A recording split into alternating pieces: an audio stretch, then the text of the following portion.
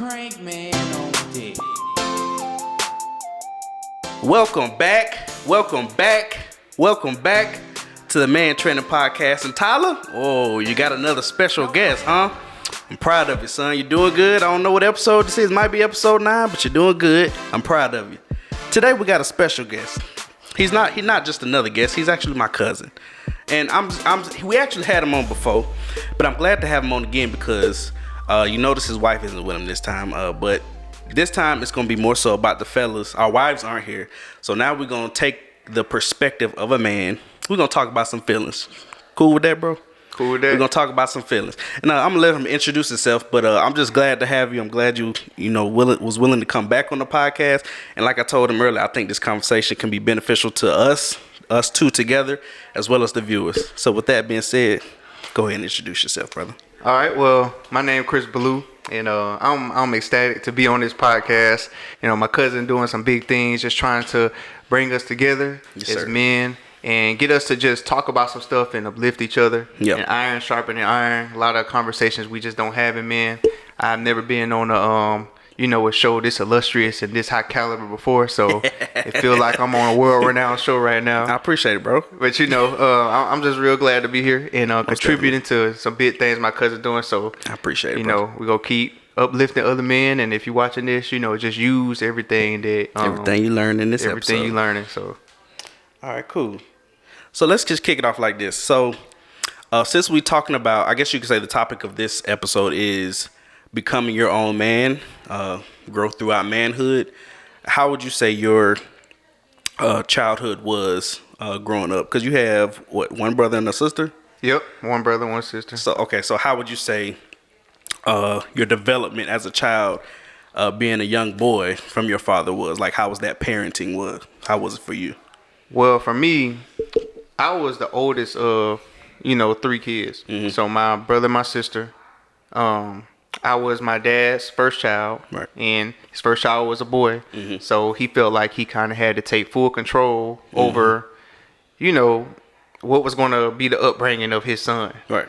I cleaned to my mom a lot because that's what a lot of boys go do. Mm-hmm. But my dad always took me under his wing. He was like, "Nah, this is how you got to be a man," and he basically was going to teach me everything from his time and his upbringing that he felt like a man should be.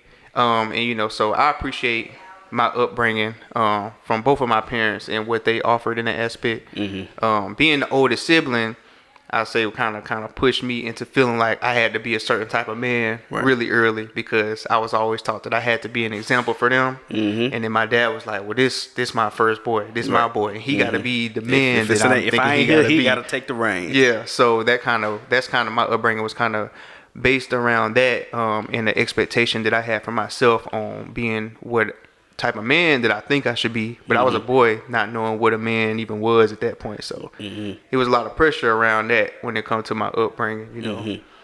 So would you say it was like having your father present? Would you say it actually made a difference in your childhood? I definitely think it made a difference, because with all of that pressure that came with the uncertainty and my expectations, he took a lot of that pressure off. A lot of times our dads can put a lot of pressure on us, right, but him being there gave me something that I can look at as a example every day. Versus I can imagine a lot of friends that I have who dad wasn't there, they had the same questions, the same type of drive or expectations, but they might have not known where to look sometimes, and they had to try to figure some of that stuff out on their own. So I always imagine how difficult that would be.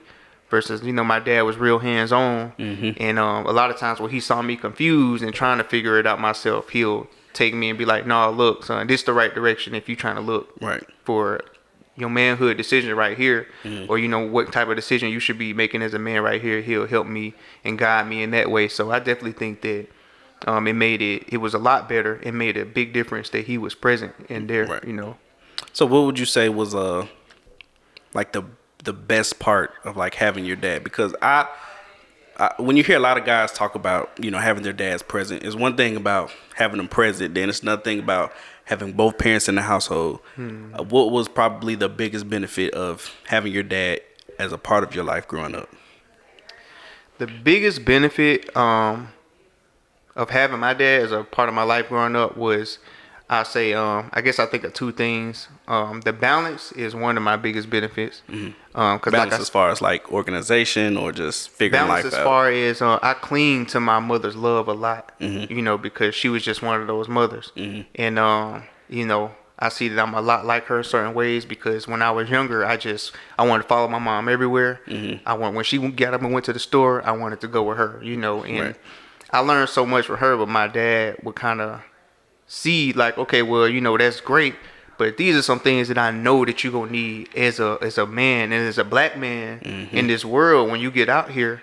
You know, my mom was teaching me things that she needed to teach me how to love, but my dad was making sure that she was nurturing me, and my dad was like, look, when you get out here into this world, you gonna have to be this kind of tough, and you gonna have to be knowing how to watch for these type of people. And so he would give me that real and that balance when a lot of times I ain't even want it. I'd be like, you know, Dad, you too hard. You know, you too cut and dry, and you know, this ain't no fun. I'm trying to be around Mom, but he would be like, nah, you need some tough balance. Love, you know, you need some tough love because life ain't always gonna be a mother's love when you out there. So I say Dad would be right with that. So. One of the biggest things was balance, and then the other biggest thing I say stability because he was always, you know, he was gonna make sure that he was go.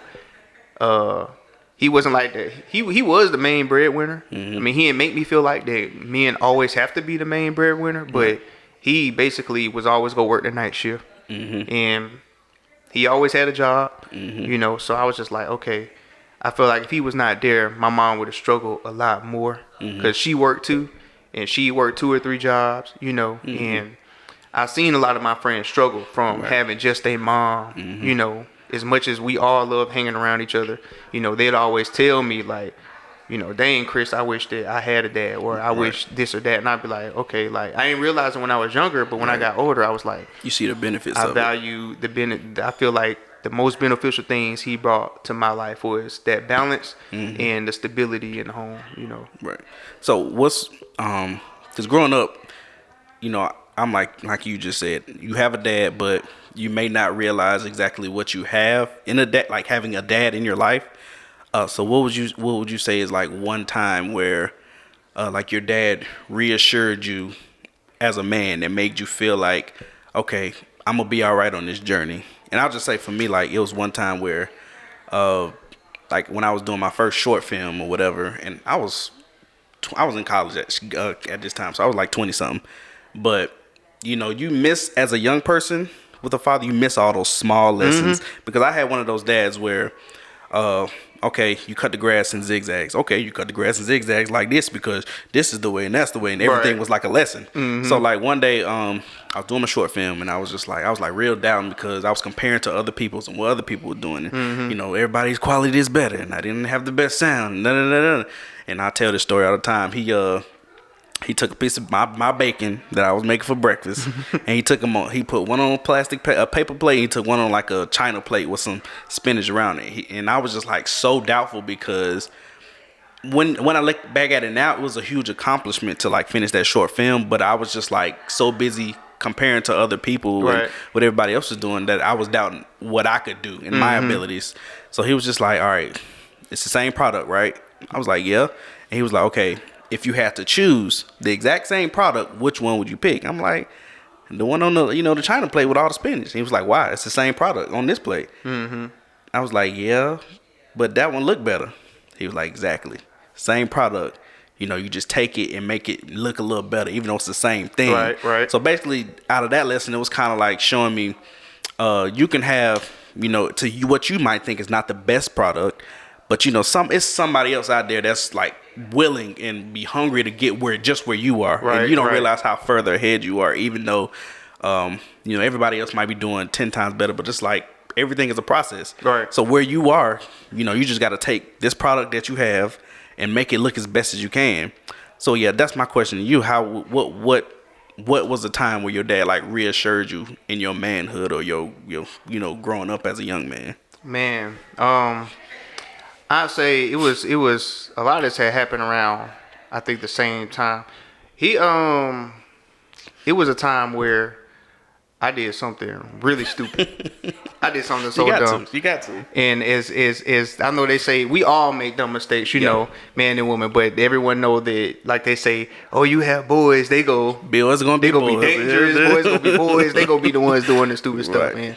You know, a lot of us men can be offended by that, but we gotta Yeah. own up to sometimes we just out there being wild We and be tripping reckless. sometimes. We be And tripping. so, you know, I did something really reckless one time. And when I came home, both my parents was like wondering what I had going on with this situation, you know. And my mom, she was just like going off because she nurtured me so much, and she wanted to know exactly what I was doing. And I was doing something so wild I could not tell them exactly what I was doing because I was always trying to do my best, and I didn't want to disappoint them. Yeah. And then my mom was just like, what I told them I was doing, my mom was like, that's a lot. Right. Like, that's not what you was doing. You need to tell what you was doing right now. And my dad was just looking at me, and he was just like, you know, if that's what he say he was doing, then I believe him. You know, and I was just like, dang, like my dad be really tough on me, but he really had my back. Right. And he showed me something in that, you know, because I think a couple of years before that, his dad passed. And so the moment that his dad passed, it was really crazy because that was the only other time I seen my mom get even more emotional then. And it was his dad had passed. Right. And me and my brother and sister, when we found out, we were crying, and we were up in the room, and my dad just came upstairs and he laid on the bed because he was just trying to take it all in when he found out. Right. And then my mom, she just came in hysterically crying, and then she just laid on top of him, bawling out, crying. We was like, what's going on? Right. And, you know, my mom was just like, you know, sometimes when this happens how in old life, were you at this time? this happened in maybe 2009. So 2021, I'm 28. So That's high school. It seemed going it into was like the senior year before I graduated, going into senior Okay. year. It might have been 2004, actually. Okay. I think I'm saying it Middle wrong. school. So it was middle school when that happened. I know for a fact it was middle school. So it was like 2004. Something else happened around that date in 2009. I got it mixed up with, but this was in 2004. And basically, long story short, my dad came in. He lay on the bed trying to take it in. My mom was crying, and she was trying to explain to us what happened. He just came right out with it. You know, Pop's dead. And you know, that made us start busting out hysterically crying. Right. And so everybody was in there just hysterically crying. And I guess because he didn't do this with my brother or sister. Right. But I guess because I was the oldest, he pulled me to the side, and I couldn't. That was my first time experiencing a death close to me because that was my granddad. Yeah. And my mom was going just ham about it. It was in her And emotions. So you know, my little brother and sister and me was feeding off of her, and so we was going. And my dad pulled me to the side. He was like, and this was his dad, and Yeah. I could see the tears in his eyes. I can imagine how I act with my dad passed. So you can only imagine how he was feeling. So he was like, he just pulled me to the side. He's like, look, son. He was like, you know, we got to be strong. Okay. He was like, we got to be strong for your mom. We got to be strong for Kiera and Jordan. He was like, because they looking at you and they looking at me. He was like, I'm hurt too. He was like, but we gonna have to deal with the hurt and stay together. But we have to be strong for them right now. And so he really taught me at that point, you know, no matter how much pain you in or no matter how bad something might be going, you have to shoulder that Right. and carry it for the people you love. And so, you know, the reason I brought up that first example because he showed me that again later. I could tell me messing up really hurt them. But again, there he was, you know, taking that pain and putting it on his shoulders and saying, you know, whatever Chris did. And then telling me, you know, later on, that whatever you did, you need to put it on your shoulders and bear it and keep moving forward to your goals. Because he knew I wanted to go to the Olympics and graduate and do all this other stuff. So he was like, look, whatever you did and that you messed up on, Right. I don't care. You know, it's going to make your people you love feel hysterical, but you need to bear it You gotta own and up keep to moving. And so he taught me that early on too, because he had a lot of pain with that, and he just pulled me to the side, and that always stuck with me. I was like, you know what? He right. And for the remainder of that, through his dad's funeral, you know, I seen him holding it together a lot, and I would just watch everything he did and say, you know what? No matter what type of pain hit me, I'm going to hold it together. I may acknowledge that I'm hurting, but, you know, I'm going to take it to God. And when it comes to the people who hurting alongside of me, I'm going to make sure that they can bring it to me, you know, so that I can take that to God if they can't, you know, so. And I'm glad you talked about that. So from this point on, I'm going to be jumping all over the place because you just jumped to a topic that's important to me as a growth development part in my life. how you say, you know, take up your stuff, bear it, and, you know, deal with your feelings, and it's like take it up with God. So as a, you know, as a dad now, I feel like where I fall short in that area, it's more so of how we was just talking about how men, you know, we supposed to hold it together, and you know, we got to be the tough ones in the situation.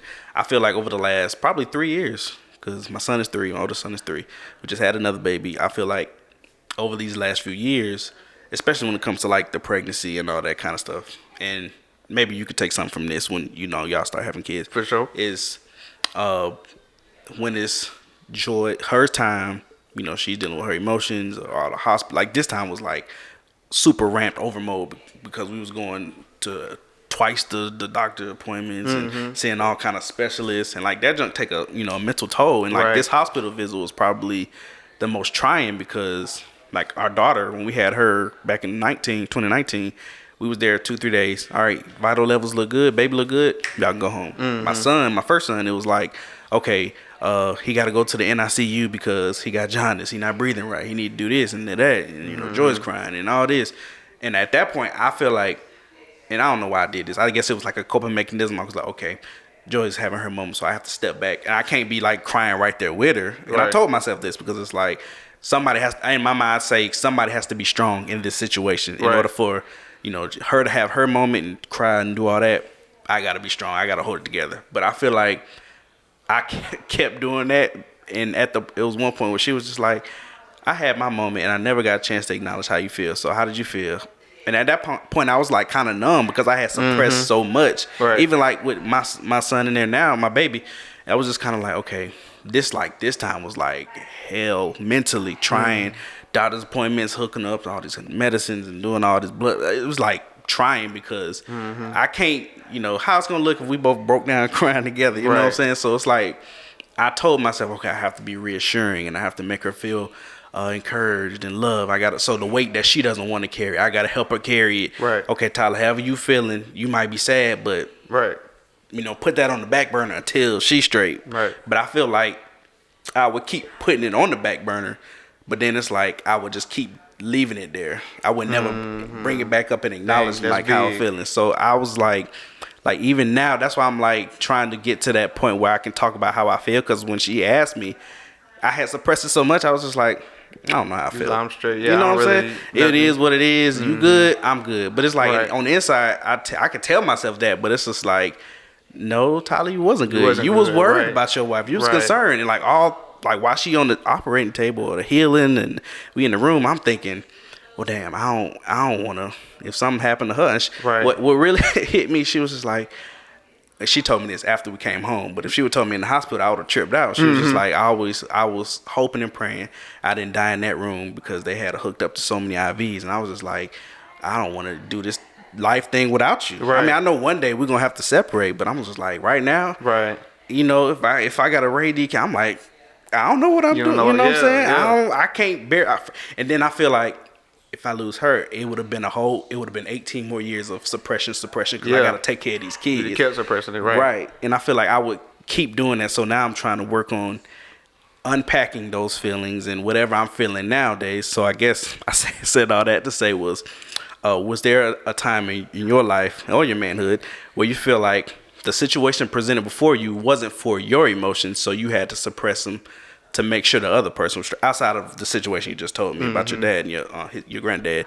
Was there another situation that you were affected with personally that you had to like feel like you were suppressing your emotions to make sure the other person was taken care of? Yeah, plenty of times. I feel like we, like you said, do that as men, and I think of a couple of situations, but I can hone in on one. I know just a simpler situation. Me and Tam was first coming out of college, and you know, we as millennials, we go to school, we invest in that time. You know, our parents telling us, hey, you need to go get your degree, you need to go do this, and then we go and we invest in that time. We might accumulate some debt from that, and then we come out and we want a job. We want a lot of us want our dream job because we've been working to achieve our dreams in school. So I think we came out. And me and Tim, we had to work a lot of different part-time jobs, and then found out we got to go get another degree during that time. And so, wait, you got your master's too? Yeah, I did. I ended up getting my master's. Tam got her master's. Okay. And we worked for our masters after we graduated and moved back. We moved back home after we graduated. Undergrad, and worked on our masters. Mm-hmm.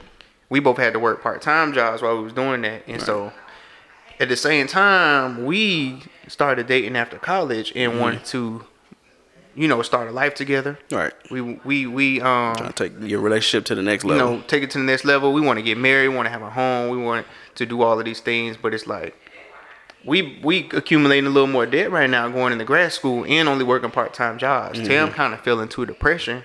And she was straightforward with me about that because I was kind of always trying to make myself seem a little more easygoing and chill. I was stressed about the same stuff, but I was just like, I have to be at a place as a man, especially as a man of faith, where I believe that God got us. Oh, and that's a whole nother. So that's a whole nother level. Oh, yeah. You already know. As men, we want to say, okay, we got to be that stable rock to say we got this. But as a man of faith, you have to definitely be that because life is going to test you and say, okay, well, are you a man that truly believe in God? Because everyone else around you might crumble. When the rubber meets the road, are you really going to stand there rock solid and say that you believe in God?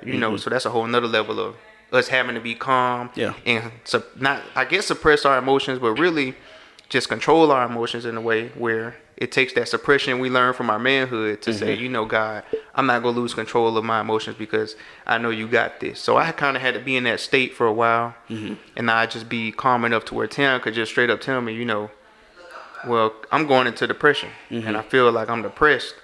And I just be like, why? And she just be like, because, I feel like we graduated this amount of time ago. I should have a stable job right now. I should be in my career field. This is what I'm trying to do. And I'm not trying to be, we're not trying to be living with our parents, or we're not trying to be not living in a home yet, or not in our career field, making this amount of money yet. Right. And at that point in time, I felt everything she was saying. Right. I didn't tell her that at the time. But you couldn't be wallowing with her because, somebody got to be strong and faithful. At that time, I wanted to be like, me too. Man, you know that? You right. I hate this. Why we go to college? We ain't getting paid off this yet. Right. Why we still working part-time jobs? At some point, I was able to come back. Like how you said, that was going to be my next question. Did you come back and unpack that? Yeah, because I suppressed it. When she told me that, I had to.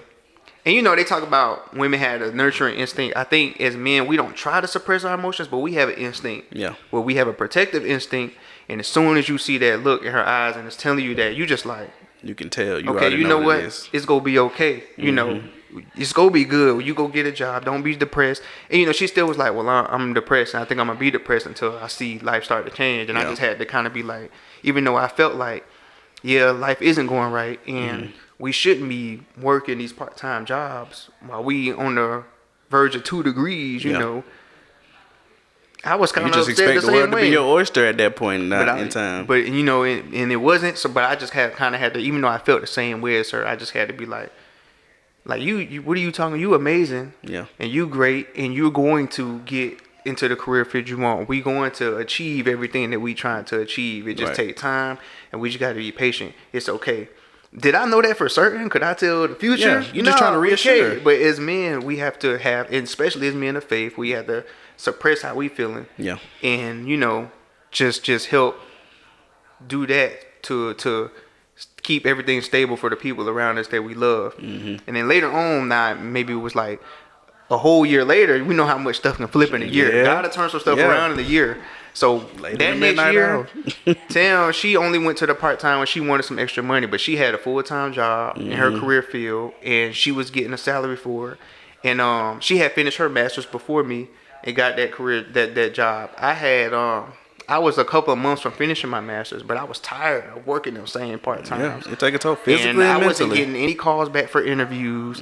I wasn't getting any calls back from. I had put out what I felt like was 40 applications, and I was not getting anything but emails back saying, "Hey, you look really good, but it's not qualified." And I was just like, that take a toll on you mentally, boy. So, but I had suppressed that for so long, but I actually was.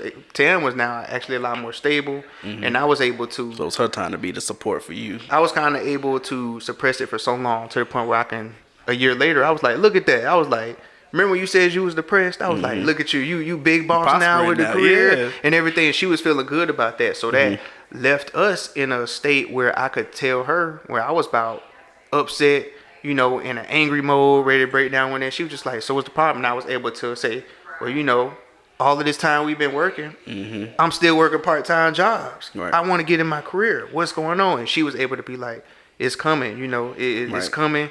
You great, you worth it, and somebody go see that value. And, so we as men want to be the main support system and the protective. But, we got to understand how to, bring that. Like you said, once we pack it in and suppress it, because we're going to have to do it maybe more times. Right. But that don't mean we have to do it don't leave it in all the the time and to just leave it there and that we can't ever bring it out to anybody we love, especially our wife, because we're going to, I feel like, suppress it majority of the time for them, which is what we're supposed to do. But we got to remember that once we stabilize them, then we got to bring it out and help ourselves get stabilized, so that the next time y'all hit a storm, you stable enough to all that stuff you was packing down. You got room to pack some more down if you need to. But in the midst of, let's just say, when Tam was having her moment or whatever, she was expressing how she felt to you. In the midst of her emotion, let's just assume it was a breakdown.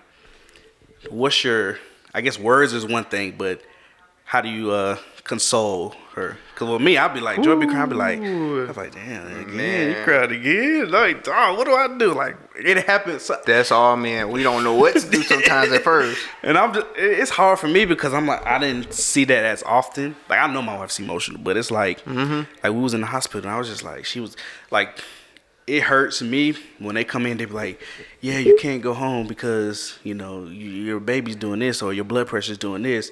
And she's just crying because she's just like, I don't want them to do this again. She just bust out crying. I'm just like, okay. And I try. I'm just awkward in that situation. But I'm just like, one thing. Anything could be the wrong move. Exactly. But something has to be done. Right. Because it'll come back later like either you want to be a supportive or you just wasn't, helping me out in this. I just needed that comfort. And I come rub your shoulder. That's my go-to move. Right. Like words, I'm working to get there, but I still struggle in that area because I done got so used to her being the one. I just kind of fade back and I just kind of let you have your moment. But I know I can't do that because how you just was like, okay, reassuring because I know I'm gonna need you to reassure me, so I gotta, build life into you. So that's life I build into you. You can pour it back on me when I need it. Yeah. So what would you say your go-to is? Like, let's just say she have a breakdown. What's your go-to? Now I'm gonna tell you something funny about that. Okay, so as men, we raised by whatever man in our life is teaching us to do that for our women or anybody that we love. And then we don't realize that when we get older, that still don't mean that we masters of that. We know instinctively that we got to be protective, that we got to pack stuff down, that we have to be responsive, and then we go eventually meet a woman who want us to be decisive, who want us to be able to jump into action, and who want us to be able to make things happen, to do the right thing at that time. And we feel instinctively like we are supposed to do that, but no one tell us that when you meet that woman and y'all still new to the game. Me and like y'all know me and Tam met in middle school. So I had known this. I had known this woman's emotions for years. Yeah. But it was still, when you in new situations, it's still new. Learning how to react. Like you said, reaction time is a big thing because you only had so long letting Joy sit there before you can decide, do I touch her shoulder or not? You don't have a whole hour to figure out sometimes what you should do. So learning exactly what you need to do for that specific person is another challenge because every person is different. Right. And so like what you said you do for Joy, I actually had to learn how to do that for Tam. Because for me, I'm real, like I said, when my dad was teaching me how to be tough and cut in certain ways, my mom, who I kind of clung to in certain ways, was very talkative. And she like problem, she want problem resolution. She want to be it got to be a conversation. And so that's how I am. I want to talk it out with you. I want to, figure out what the problem is. I want to break it down. Or I got all these words of encouragement, trying to be a man of faith sometime. And if I need God to help me stay stable, then whatever stability God provided me, I'm going to try to pass that on to the next person. Right. So a lot of times that was always my go-to for Tam. So when you asked about my go-to, it was always... now it's more of what you said you do for Joy now. And you said you're trying to get more into like having the words to say. But for me, I always felt like I had the words to say. And so Tim had to start telling me, like, she didn't always want to hear that. You know, they encourage. Sometimes she just want to sit in that's it. how Tam is. She don't want you to hit her with all of this optimism and the words. You know, sometimes she just wants you to be there for her. And so I had to learn how to be like, you know what?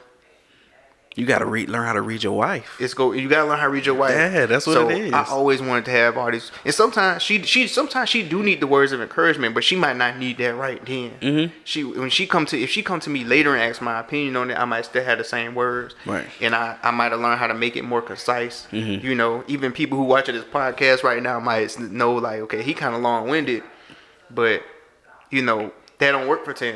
Yeah. You know, whatever I had to say, she won't be able to say it in a couple of words, and she still get the same message. Me, if I'm teaching kids, I got to explain it to them in detail in a long-winded way so that they can understand. But she like, you know, I'm not a kid. You could have just said all of that in this one sentence. Right. Or you could have not said, a lot of women, you know, they might not need you to say anything at all. It's a mental communication They just want you to thing. be there, So like you said. for Tam, that's my approach to it now. It used to be me trying to have the right words to say. And that put a lot of pressure because you like, well, what if I don't say the right thing? And a lot of times because I was trying to force the right words, as men, we got to realize when we messed up. Sometimes I didn't say the right thing. I feel like, okay, I'm about to be the rock. I'm about to say this. Right. And she would be like, that didn't help me at all. I feel worse now. And I'd be like, dang, I failed. I had one job and I done failed. I fumbled the ball. Yeah. And I made it feel worse. So that kind of taught me to be, now my approach is to just kind of, I sit back and I wait and I just be stable first. And I'm like, okay, before I start trying to ramble and talk, let me stabilize and, you know, let her kind of work out what she's doing. And she prefers that in certain situations versus me jumping all on her. Right. It's going to be okay. You're great. You're amazing. Yeah. No, she rather I kind of just sit back and wait and I be there for her. Like I might give her that hand on the shoulder. I just give her that hug, like look, and just embrace her, or just be there and listen to her.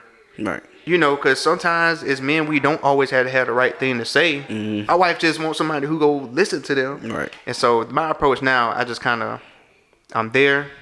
I remain calm, and I think of all the same optimism and positivity, because that's how I am. I'm an optimistic person, and we realize that's kind of where we polar opposites, because she don't like to hear the optimism off rip, and I don't like thinking of all the negative things that could happen in the situation, because I'm like, it's the positive things that's go take root in the things. So that's how I am. But I realized that in order to stabilize and stay calm, I have to think on those positive things. Yeah. And I keep that to myself to remind myself, hey, this situation gonna be okay. And she receives that more so than me saying it. When she looks at me and she just like, she don't even have to ask like, why you so calm in this situation? She just looking like, well, I already know what he thinking. He thinking it's gonna be okay and it's gonna be all right. And then so, but that can be good in the long run too, because she know as that anchor, she can lean on you when she's like, I'm gonna have my moment, but I got my rock also that's gonna hold me down when I'm having my emotional party or pity party, whatever the case may be. So that can be good too. And she'll come back and admit that she'll like, you know, okay, if I just let her be and do that, she'll have her moment. Maybe an hour or two later, she'll come back and be like, you know, I felt like this a couple of days ago, that it was no hope. But when I thought about it, I know you was probably thinking that, you know, we could try to do it this way or we could do it that way. And I admit it could work out like this. And I started learning. I was going to say that, but I ain't had to say nothing now because I was just here for you and I was thinking that. And now that you've brought that back and you ready for me to divulge that to you, now I can, you know, say all those things. So I just kind of do more of your approach now. Right. And if she is hitting a little breakdown or depression, I'm just, you're just there. It's gonna be okay. If she want to ask me how it's gonna be okay, then I go into all of that. You got to lock it loaded. Yeah. So. All right. So I'm all over the place still. I want to switch gears again. So I'm focusing more on you again. What would you say? And people are gonna be like, this don't flow, but you better feel these feelings. Right. Okay. So how would you say, as a young adult to teenage years, so from like 18 to graduating high school to your graduation of college, how would you say that transition feel? Because you know, you think you're 18, you're grown, you got to figure it out, you finna leave the house, blah blah blah. you think you got manhood figured out, and you go off to college. Like for you, you did all 4 years at Savannah, right? Yep. So for me, I took the community college, stay at home, then go off to school route. Okay. But I often feel as if, and I could be wrong because God's plan is God's plan. Right. Like me staying at home, I tell myself this, but like it's one of those things that kind of like may have hindered me because 4 years of independence for you, and I did 2 years of independence. So it's like you go off to school. That's when you kind of like that's where the rubber meets the road to where everything you were taught as a man can get put to the test, and you have to make like all your own decisions. Whereas to me, it was kind of like I like really in my entire life only had 2 years of independence. Then I got married. Then I became a father. So like most people, they might have went to school in 4 years, 5 years, 6 years.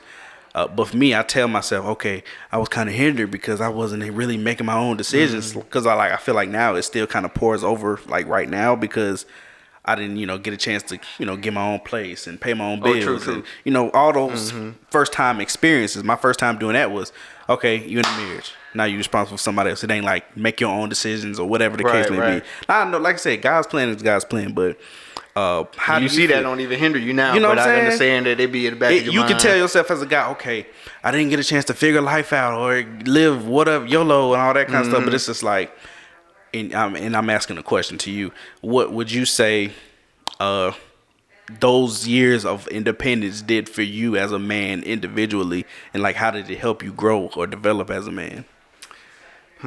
So those years for me, they did help me, I guess, to find myself. I basically was trying to filter out a lot of stuff. Well, let me ask you, were you that, oh, I'm finna graduate, I'm out of here? Were you at that mindset? Or you was just like, okay, I'm going to go to college and this is what it is? When it was time to graduate high school, I was kind of like, I'm about to graduate and I'm out of here. So you're right, I'm out of here. Because I was the oldest, I felt a lot of pressure from my parents on a lot of stuff. And we laugh and joke about it now. They'd be like, well, you was our firstborn, so we give you, when we saw how, we didn't know how things were going. You was the experiment. You was like, yeah, a lot of stuff you were doing was the first time. You asked us to go to the movies. We didn't know how to respond to that. You asked us, can you go hang out with your friends? That's our first time having a child at that age. Asked us that. So we might have been like, no, we can't have you do this. That's real. And so my siblings, when they come up asking to do the same, can I have a cell phone at this age? Yeah, sure. Chris already did it. Or can I go out to the movies at this age? And I used to be like, y'all won't let me do anything. Right. Like you set the tone. So I felt a lot of pressure from that. So I was like, man, when I graduate, I'm going to get some freedom and I'm going to, be able to do whatever I want type thing. I needed to get myself away from the pressure of feeling like I always had to set a certain example and that if I mess up, then I was going to be there setting a bad example, which I needed because then I went off to college to get that freedom. And Lord knows when we get that first bit of independence, that's when we gonna make our most mistakes, I would say. And you never really stop making mistakes, but when I made my most mistakes. You was figuring it out. I was trying to figure it out. I was trying to filter through a lot of stuff. And a lot of things, like you said, that I thought were manhood at 18, I realized weren't man decisions when I got to college. Especially things that we taught as boys and up to 18. Is manly stuff. Turns out to be a lot of stupid stuff in college that don't contribute to your actual manhood when you a husband. You just kind of like, it is what it is. I wouldn't do it again, but I experienced it, so I experienced it. That was cool. I thought that this was gonna make me the man of the party or the man of the room, but it really put some hair on my chest. It's gonna put some hair on my chest. But when you get married and have a wife or have a home or have a family, you realize like these things didn't add to me being a man at all. So those years of the independence kind of helped me filter through a lot of that. You always look back on it and say, oh, like you said, I could have did this different. I should have did this differently, but it's always God's plan. Like, what can you do? And it's like, what can you do? That was God's plan, and He helped us to find ourselves in that time. Either way, whether we spent 4 years from home or 2 years from home, because when I came back from college, my siblings did that, and they were just kind of like, I'm gonna go to school for a year, but I ain't feeling that. I'm gonna come back home and do, I'm gonna commute. Right. And as an older sibling, I was just kind of feeling like they had to do it my way. I was like, well, y'all ain't gonna get no independence. Right. Y'all need to go to school. And I was like, I know they don't remember that, but I was really on them like, so you just go commute Go from live home. your life. Yeah. Y'all ain't gonna get no independence like that. Y'all need to learn how to go to the grocery store for yourself. Yeah. Y'all need to learn how to wash your own That's what clothes. I'm saying. Think for yourself. And Make they your was own just kind of decisions. like, Chris, but now that I see them, I realize everybody's journey different. Yeah, you know, yeah, everybody most go definitely. get their dependence, and God go put us all through our own storms, even the storms that they had to go through while at home in college. You know, so that taught me that whether I was going off for 4 years to be independent, or whether my brother did 2 years and then came back home, or stayed at home and then left for 2 years, you know, Yeah. God take us all through storms, especially as men of faith. And everybody got their own path that they got to walk. their own path, and it's basically, I feel like for everybody to go, that time is going to help us filter through stuff. And that time of dependency, like you said, like your question was asking, is helping us to see the type of man and making us ask ourselves the question, what kind of man you want to be at the end of the day. Like, you can choose to be whatever kind of man you want and filter through these things. Do you want to be the life of the party? Yeah. Do you want to just remain independent, or do you want to come back to be with somebody and, you know, share that dependency? You know, do you want to have a family, or do you just want to be by yourself doing your own thing? Yeah. To each his own, and you got to do whatever you decide to do to the best of your abilities. But I feel like that's what getting out and being independent for my first time, it was just making me face those different questions of what type of man do I want to be. Right. Yeah. So what would you say was a pivotal moment in your life where you was just kind of like, going off what you just said, this the kind of man I want to be, but let's just say, okay, no, scratch that, shift gears. What would you say your level of being a man of vulnerability is? That's a tough word. How would you say you are with that? Being a man of vulnerability. Yeah, just figuring it out and learn how to express and be emotional and, just put your feelings out there. I say that, Because I'll probably be like a 4 or 5 right now. on a scale of 1 to 10. To be honest with myself, I know I'm now probably, or then? like, for me, right now, I say a 5. But A man of vulnerability. yeah, I like being say, in touch with your feelings. Like right now, if something happened to you and they hurt your feelings, would you be able to like articulate your feelings? How you feel like you would do in that situation? I might be a 6.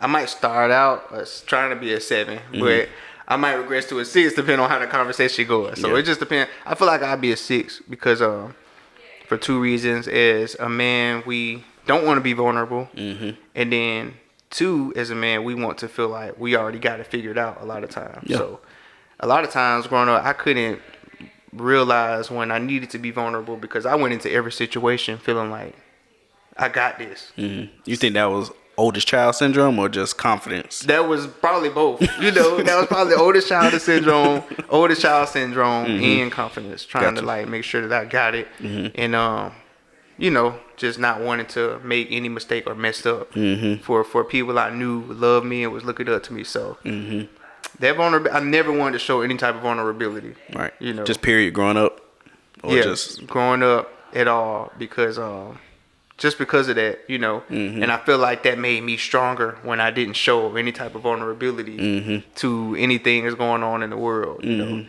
so even now, like you said, we try to filter through that. I still would say I'm a 6. With Tam being my wife, I kind of learned how to be a little more vulnerable because let the guard down a little she bit. kind of would teach me, I'm not your enemy. I'm not them people in the world. Like, I'm on the same team.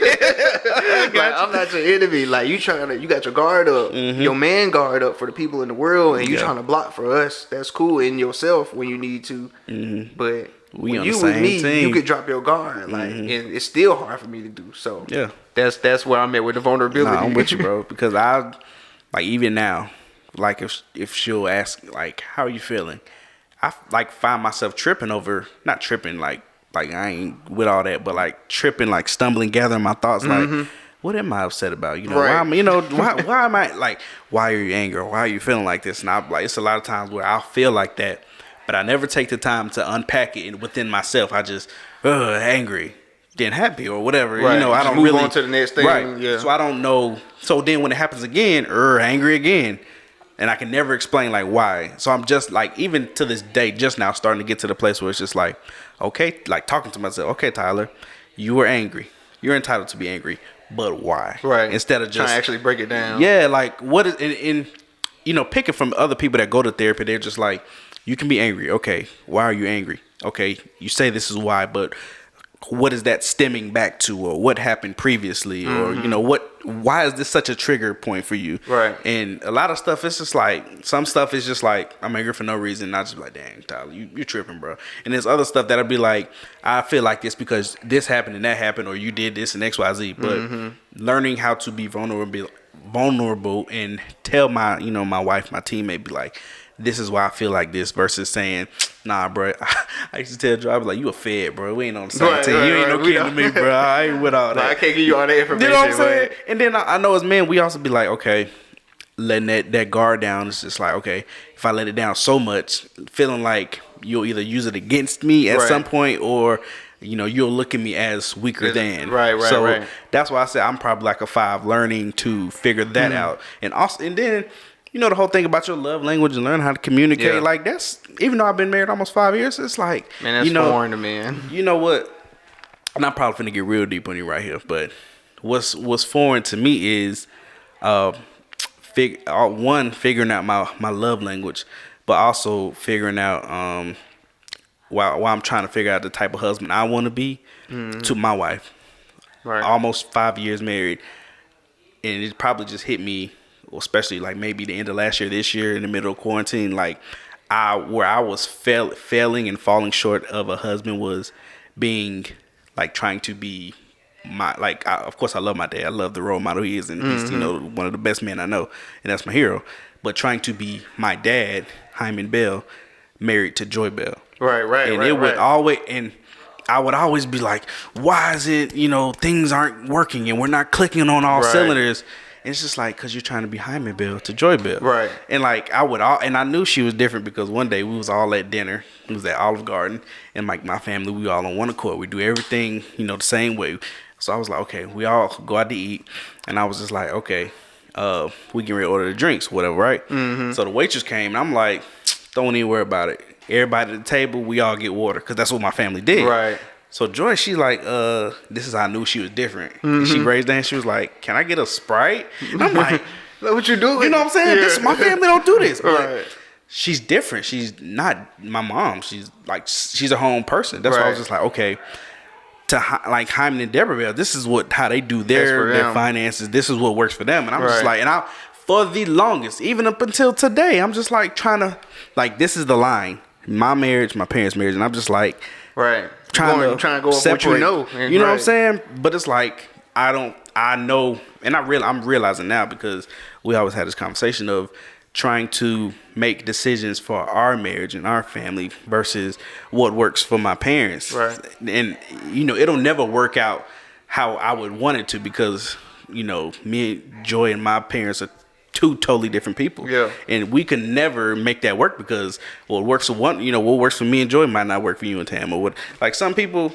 they might look at your marriage, how relationship goes, goes, whatever, and you might be like, we never go anywhere. All we do is post nice pictures when we go outside. And, you know, to them, they be like, oh no, I don't want to do that. But, you know, that's why I say you have to learn what works for you in your relationship.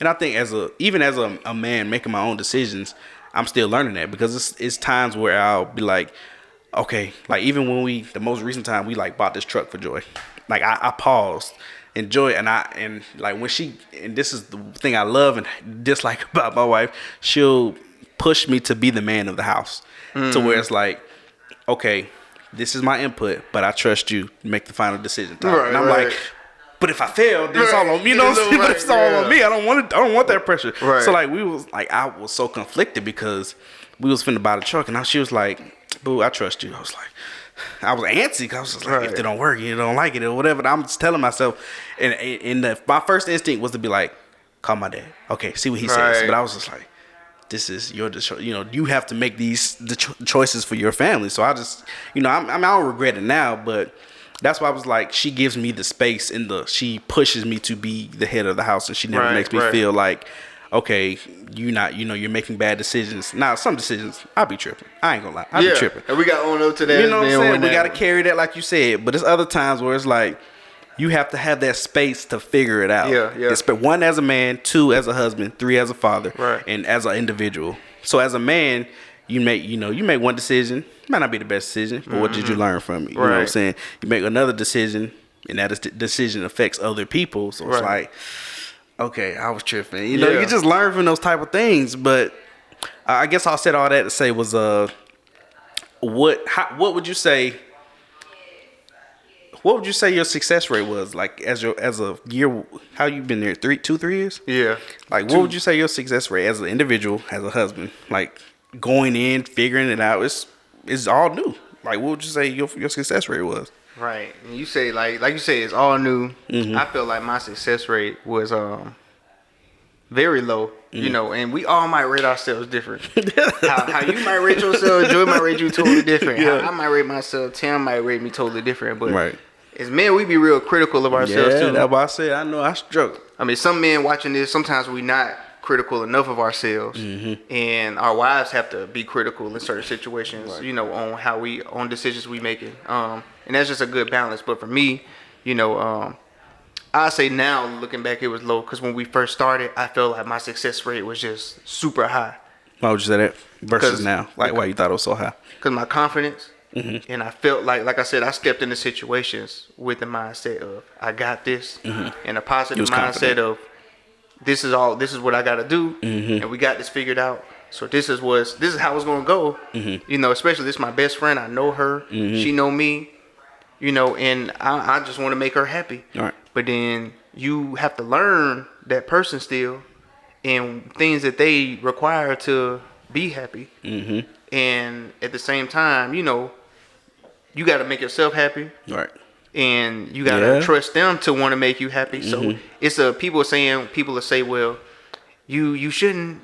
It's not your responsibility to make that person happy. Or other people might say, well, that's selfish to leave that person's happiness just up to them. But it's like you got to think of both. You know, you got to make yourself happy, and you got to love that person enough to want to make them happy, and you got to trust them to love themselves enough to make themselves happy, and trust them enough to love you enough to want to make you happy. So I think that because I feel like I had all that figured out, I went in moving. And then I realized certain things through just things that I know now more about her emotionally in ways that she want me to respond. Right. Like I said, certain times my initial response isn't what she wanted out of her man.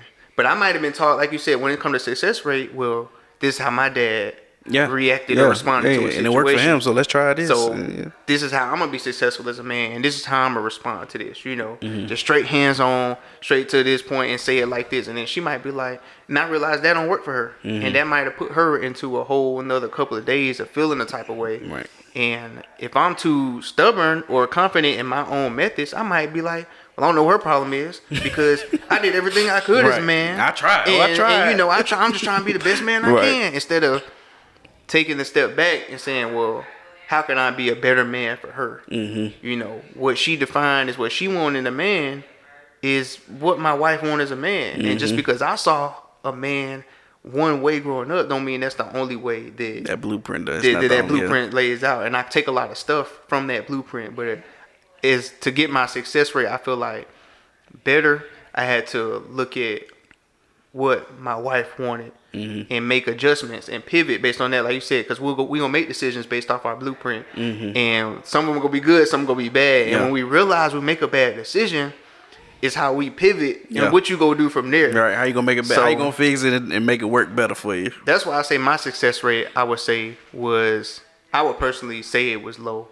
I mean, like you said, people will see something posted and say, hey, that's relationship goals. And Tam will probably post me and say, you know, this is a successful husband. I love this man. What's crazy is it'd be days where they'll see that, and like you said, we more critical, and it'd be like, today. And it's been days where I'd be like, Tyler, you suck today. But then to them, it's like, oh, you're a great father or husband and all this kind of stuff. But being more critical, it's just like, I don't know. I don't feel the same way. But I'd be like, man, I sucked. I should have bounced back from this and responded to you like this. And she'll be like, and he'd be like, now I knew what I should have said. Yeah. But it'd be situation that passed. And she might be like, you know, well, you was dealing with this from work, and you was shouldering a lot of this, and you dealt with this perfectly. You know, I didn't feel no type of way about what you said, and I was like, I dropped the ball. Well, I felt like that I didn't say the right thing, or I didn't do the right decision right here as a man, and she'll be like, I wasn't bothered by that. I felt like you did the best you could with that in that situation. So we just be, like you said, more critical of ourselves in some of them moments.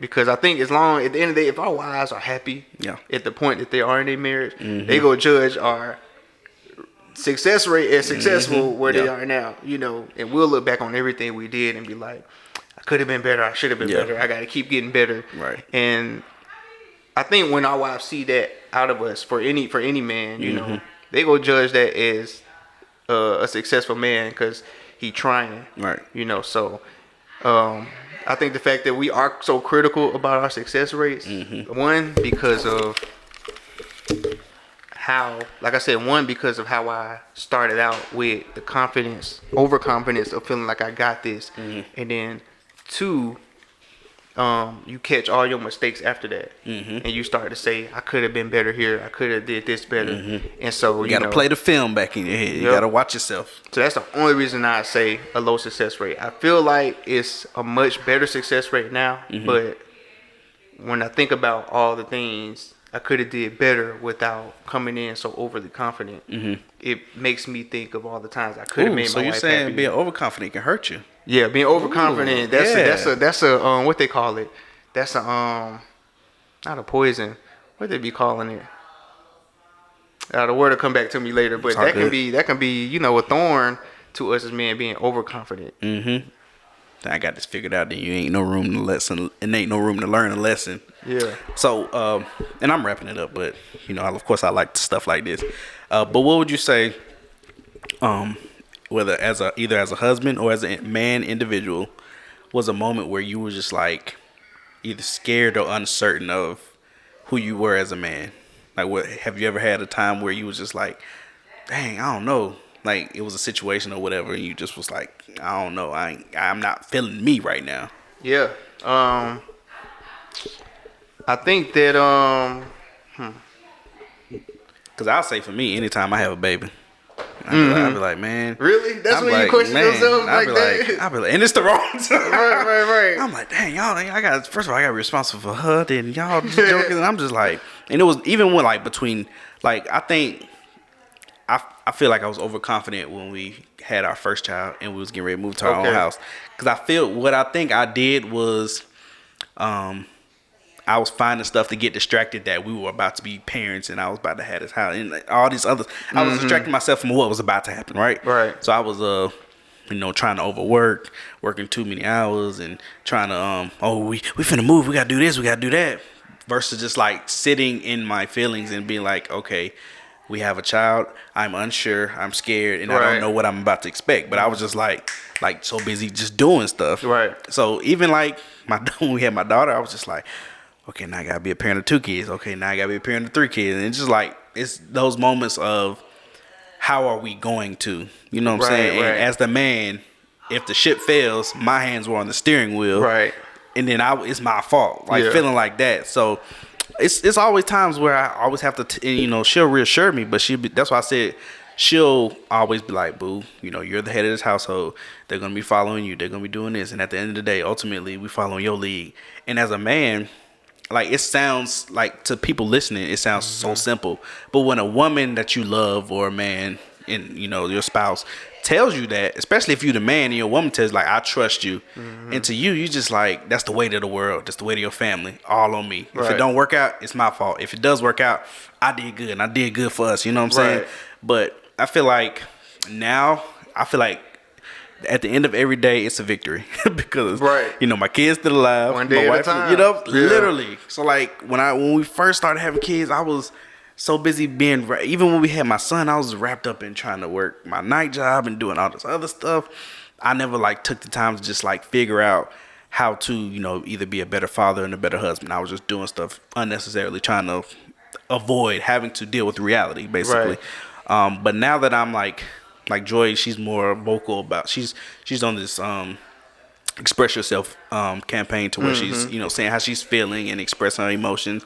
And now I'm at the point of, okay, trying to learn how to communicate better and not just going along to get along, if that makes sense. Like if I'm feeling some type of way, okay, say something. If you don't like it, say something. Okay, if like she'll tell me, okay, I want to do this decision, but one time she was like, I had to make this decision, but that wasn't my decision. That was your decision because you the head of the house. I'm like, you like that hurt my pride. You just go hit me with the dagger like that, dagger straight to my heart. You know what I'm saying? It to like a man, it's like I'm young, still learning all this kind of stuff. Right. And it's bad sometimes where I'll know the opportunity, it causes me to supposedly rise to the occasion, right? And I'll kind of fall back and be like, no, you can make the decision because I don't want to be held liable if something don't work out. You know what I'm saying? Right. But that's that, like I said, uncertainty and doubting myself, and even complete lack of confidence where I'm just like, I don't believe in myself. But I know now it's like, the weight of my shoulders. What's the Peter Parker saying? With great powers becomes great responsibility. Yeah, like, that's funny, but it's true. It's so true. Yeah. Even when you step into being a husband, it's like when you know this woman, but you don't know this woman, right? Because she changes every day. You change every day. Yeah. You trying to figure it out. She trying to figure it out. Right. You trying to figure yourself out. She trying to figure it. Then you trying to figure out how we put this together. Yeah. You know what I'm saying? So, what would you say is a moment where you kind of like just either doubted yourself or you was just like unsure of whatever you were doing at the time? And every time she asked me to pick something to eat. No, but all jokes aside, because one time when I think about what you were saying about the decision making is men that we have to do sometimes, and so I stumbled over that a lot when we first would be dating, and it was. And let me stop you real quick. What's different about now versus back then? Back then it was iron fist. Now it's more so your feelings, my feelings come to the agreement of. That's facts. Back then, our fathers and the fathers before them, now I'll say the thing is, I feel like women from every generation want their man who can make a decision. Take control, yeah. But back then, those women were okay with their man making a decision based on iron fist, and that's just what it is. Yeah. Now we're not saying our dad's controlling. That's not what he's saying. Don't y'all read too deep into it. He telling somebody. What we're saying is that our women now, they still want a man who gonna make the decisions, but they don't want the iron fist without their input. So it's kind of more of a challenge for us because we have to still make that decision, but we have to do it with the input of how you feel as well. Right. Back then, our dads and granddads could just be like, hey, I'm gonna just make this decision, not hard or rudely, but just because I'm not thinking about it. And our moms and grandmothers might just be like, okay, that's fine. Right. But we can't do it carelessly without thinking about the other person's emotions. Now we have to take on the challenge of, okay, how you feel about this, and then still walk that line, because I would get too much into, okay, so how you feel about this each time. And then Tam pushed to a point. She was like, "Chris, just make a decision." You ever find yourself asking too many questions because you're trying to avoid making decisions? Yeah, trying to avoid making a decision. I'm like, well, what if I make this decision? She'd be like, "Okay, make the decision. It's yours. You the man. You the man of the house. You the kid." I'm like, "All right." Well, I was gonna make this decision, and she'd be like, "Is that what you gonna do?" I'd be like, "Then do it. I trust you." But what if I make this decision? How you feel about that? And she's like, Chris, just make a decision. And I'm like, all right. So after that, I just started, just being like, all right, this is what you want me to do. I'm going to make a decision. If she don't like, we got a generation of women. If that's not what they want at the end of the day, you're not going to push that on them anyway. And so they'll let you know if that's not the decision they want. But they go with it most of the time because they really just want you to make a decision. So I think in that transition is where I felt the most fear and doubt, because I was still... When we coming out of college, coming out and getting into our careers, trying to find, I had found myself a lot in college, but I was trying to transition and continue to grow as a man, and was just like, okay, well, I want to be this type of man for her and make these decisions, but I didn't have enough focus on her to where she wanted me to make these iron fist decisions, but if I didn't make them with enough of her input, then it wasn't going to be a good decision, because we as men can't think that we can just make all the best decisions without our wife's input. Like, yes, it's on us to make the decisions, but without your wife, it's not going to be the best decisions, because you need that woman's intuition. It's been times where I tell myself I can make a good decision, and she'll come back, you didn't ask me. Well, I thought at the time it was a good idea. I thought that was the best way to go, but once I get her input, And like I said, it's just the most fear and doubt came with that fine line, because then I started learning, okay, well, I got to get her input. If I want it to be the best man's decision, I need my wife's support and intuition, and then I make a decision. And then it was a fine line, because like, well, if I rely on that too much and just be asking too many questions and I'm not making any decisions, then it's like, okay, you being too fearful and doubtful if you're going to make the right or wrong decision. So I had to kind of learn focus, because my fear and doubt came from not focusing enough on her. I was at a point early on. That's why I said my success rate was also kind of low, because I was so focused on myself and being the best husband I could be that I was not seeing the ways that I was failing my wife, because I was so focused on myself. I couldn't see where she was hurting or ways that I would hurt her, because I might be feeling something emotionally from my past, and instead of dealing with that, I want to go on a job. I want to go to the gym. I'm gonna just work this out, stress, you know, and now I'm gonna come back and I'm gonna be straight and I'm gonna be stable, and we gonna keep moving forward, and I'm gonna better myself as a man like that. Right. But I might still be being affected by something, and it's affecting her that you're trying to suppress and trying to put it off on the back burner. Because I'm not paying enough attention to her, you know, then I don't see what I need to change.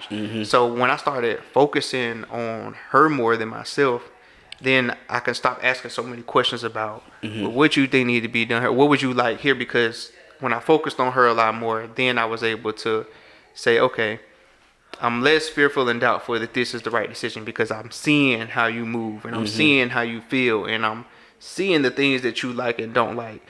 Versus I was earlier on so focused on myself, I was missing everything that was going on that side of the field, because I'm thinking that, okay, if the husband is the outfield and the wife's the infield, then, you know, all I got to do is make sure the outfield good. Right. Any ball that get hit, it's going to get caught, even if it's missed by the infield. So every ball getting hit is missed by the infield. If the husband in the outfield, I'm catching every ball. I'm getting all of them. Because when the infield miss it, I'm holding it down. I got it.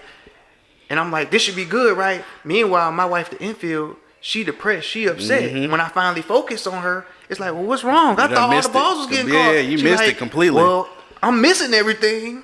And, going on my head. And I'm not feeling successful, you know, and I'm not feeling good about my part in this half and half thing, you know, in this mutual relationship. So that's the best analogy I could think of, that I was so focused on my position that I was missing her position and what she needed from me, you know, as a player in the game. So, and I think that that's when I was most fearful and doubtful, when I realized, okay, you're not done growing. In the first year of marriage, in the second year of marriage, like I say, even in your 4th, 5th, 6th, 7th year of marriage, when we realized, okay, I still need to grow some more here. And that's when I was the most fearful and doubtful, because I was just like, wow, I didn't know my best friend as well as I thought I did marriage-wise, and I realized, okay, I need to do something different. And so people talk about marriage as just a piece of paper, but it's totally different than just dating somebody, especially if you trying to do it, you know, God's way. Right. It's totally different, because you're trying to learn this person after you barely know yourself, after trying to out. So I guess this kind of ties into my next question. What's one thing that being married to your wife helped you learn about yourself that you probably wouldn't have figured out on your own? One thing being married to my wife helped me figure out about myself that I wouldn't learn on my own. And I'll say, to kind of help you out, for me, that I suck at communicating.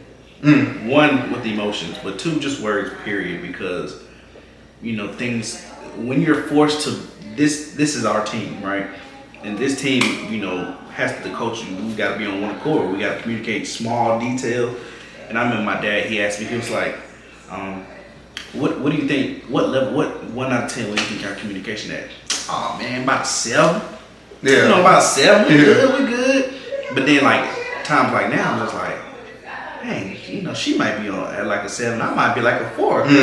One, I'm not like effectively communicating, or I'm not communicating at all. Like, it's something simple as, are you hungry? Oh yeah, I'm gonna go grab something from the stove. You know, what that mean? Right. You know, I can be going to grab a ham sandwich, I can go get, you know, some bread, I can be going to get some cereal, like, but I'm hungry, like, that's such a broad answer versus I'm going to go to Chick-fil-A, do you want something? That's a more of a defined solution to the question. But like figuring out about me, like one, I don't know how to communicate, and two, not when I'm supposed to be making decisions. I know I don't like making hard decisions, Right. You know, and I don't know, since I didn't like really experiment life on my own. Like if I would have had hard time making the decisions on my own, but it's like now I know. Right. I For get what me you're saying. being married, it's like okay, be learning how to communicate, making decisions that's gonna impact you and other people. Like I know I stray away from that. I don't know if it's a being scared thing, but it's I know that's something that I have to learn to work through. Right. But you know, some people might dive straight in and be like, oh man, express my feelings and all this kind of stuff, and it expands more from a marriage.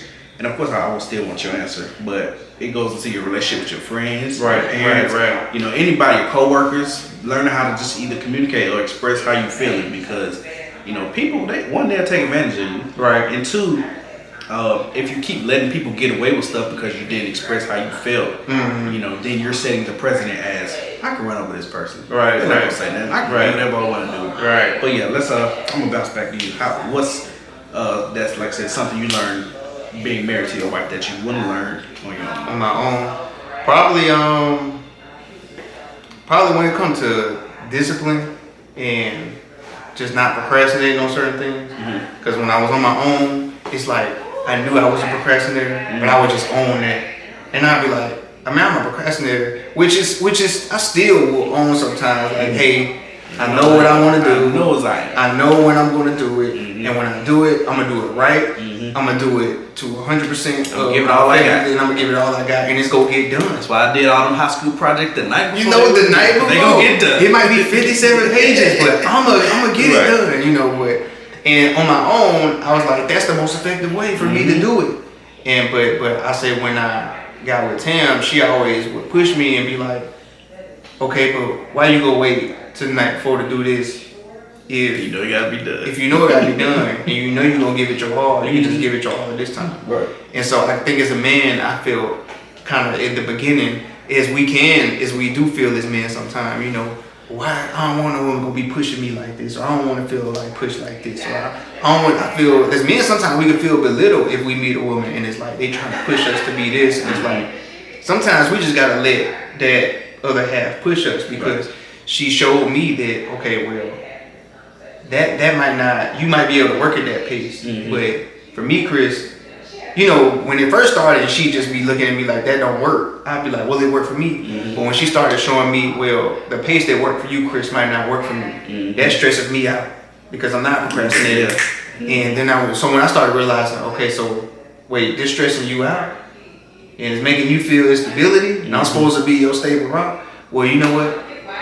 If I need to move faster on this, then I'll move faster on this. If I need to, jump on this earlier or ahead of time and take the lead on this faster, then I'll take the lead on that faster. So I'll say one thing that she definitely helped me learn about myself that I wouldn't learn on my own is, like I said, being more disciplined and I guess upfront and quicker acting on things that I need to get done. Because I'll procrastinate and I'll get it done. But since she has shown me some of those things, a lot of the things I do now are done a lot more effectively, and I got more time to look at ways that I can make it better or correct it. And it wasn't because I would have been by myself and felt like I just need to make it better. It was solely because she showed me that made her feel unstable in our relationship and uncomfortable as a woman. So I was like, you know what? I need to change this and be better and take the lead faster, for you to feel better as my wife. Right. And I'll be done. Thing done tripped out on me. So I guess I'm gonna have to end this. I guess that's God's way of saying I need to stop talking. But again, bro, I appreciate you coming on the podcast. I appreciate you making that drive out here. To my people watching, I appreciate y'all tuning in for another episode of the Man Training Podcast.